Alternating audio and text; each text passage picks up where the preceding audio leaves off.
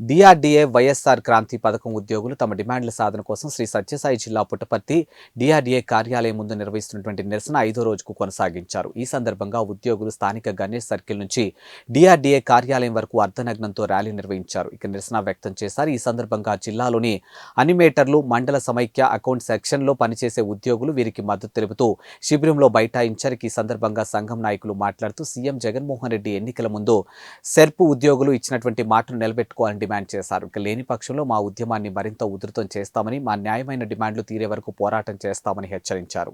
ఈ కార్యక్రమంలో జేఏసీ సభ్యులు రామేశ్వరరెడ్డి, గోపాల్, రామ్మోహన్, రమణప్ప, శంకర్, సుధాకర్, రాధమ్మ తదితరులు పాల్గొన్నారు. మరి 23 సంవత్సరాల నుంచి కూడా మేము పడుతున్న కష్టాన్ని మన ప్రభుత్వం గుర్తించలేదు.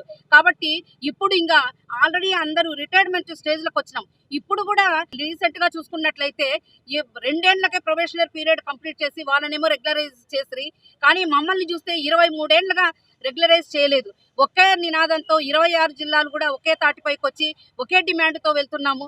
మమ్మల్ని అందరినీ ఉద్యోగ రెగ్యులర్ చేయాలి, క్యాడర్ ఫిక్సేషన్ చేయాలి, తర్వాత సెర్పు సంస్థను ప్రభుత్వ రంగ సంస్థగా గుర్తించాలి. కాబట్టి దీనిపైన జీవో వచ్చేంత వరకు, జీవోఎం ఈ రోజు కూర్చొని మాట్లాడే జీవో వచ్చేంత వరకు కూడా మేము మా సమ్మెను ఎటువంటి పరిస్థితుల్లో నిలుపుదల చేయమని ఘంటాపదంగా చెప్తున్నాము. 4.5 సంవత్సరమైనా కూడా మా సమస్యలను పట్టించుకోకుండా మాకు రెగ్యులర్ చేయకుండా ఉన్నందువల్ల మా జేఏసీ పెద్దలు సమ్మె నోటీస్ ఇచ్చినారు. అయినా కూడా సమ్మె నోటీస్ ఇచ్చినా కూడా మా పైన ఎటువంటి స్పందన రాలేదు. ముఖ్యంగా మన ముఖ్యమంత్రి గారు ఆట తప్పను మడమ తిప్పననే ముఖ్యమంత్రి గారు కాబట్టి ఇప్పటికైనా మా పైన దయ ఉంచి మా యొక్క సమస్యలను నెరవేరుస్తారు, మమ్మల్ని రెగ్యులర్ చేస్తారనే ఆశతోనే ఎదురు చూసినాము.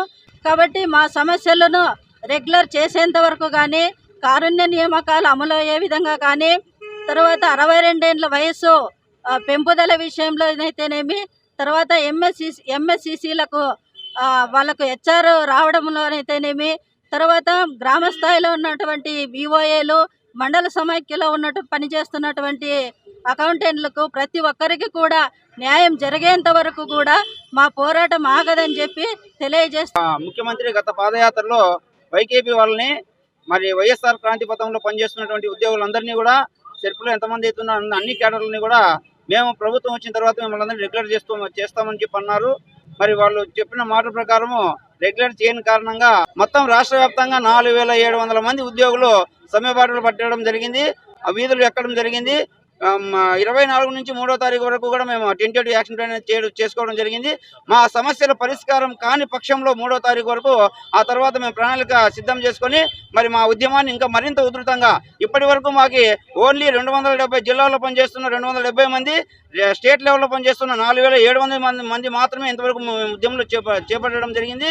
మరి ఈ రోజు నుంచి కూడా మరి రాష్ట్ర వ్యాప్తంగా పనిచేస్తున్నటువంటి మా కింద స్థాయిలో పనిచేస్తున్నటువంటి 660 మంది అకౌంటెంట్లు, 28,000 మంది విఓఏలు, అదేవిధంగా మా కింద మాతో పాటు పనిచేస్తున్నటువంటి మహిళలు కమ్యూనిటీ కూడా, సార్ మీ సమస్య పరిష్కారం కాకపోతే మేము కూడా రోడ్లు ఎక్కుతాము, మా యొక్క 8 డిమాండ్లకు కూడా కట్ ఆఫ్ డేట్ అనేది ఎప్పుడైతే ఇచ్చి మాకు జీవో రూపంగా, రాతపూర్వకంగా, లేదంటే మీడియా ముందుకు వచ్చి వాళ్ళు అనౌన్స్ చేస్తే తప్ప మేము ఈ ఉద్యమాన్ని ఆపబోమని, మరి ఈ ఉద్యమాన్ని ఇంకా మరింత ముందుకు ఉధృతంగా తీసుకొని పోతామని చెప్పేసి మేము ప్రభుత్వాన్ని హెచ్చరిస్తున్నాం, డిమాండ్ చేస్తున్నాం.